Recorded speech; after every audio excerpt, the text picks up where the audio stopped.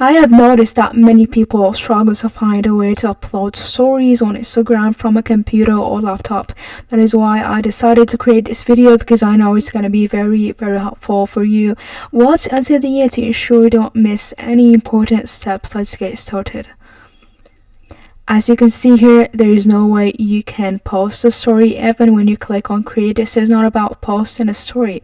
What you need to do is go to Instagram website and log into your account. Find an empty spot like this, right click, go down and click on inspect here.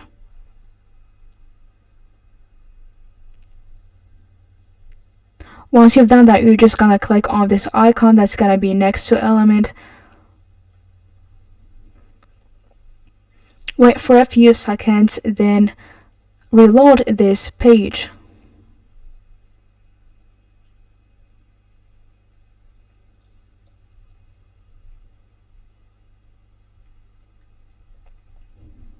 As you can see here, now this was not here before.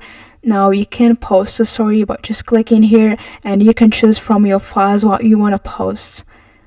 And this is what you need to do to post a story from your laptop or computer. If you found this helpful, drop a like and subscribe. Thank you for watching and see you next video.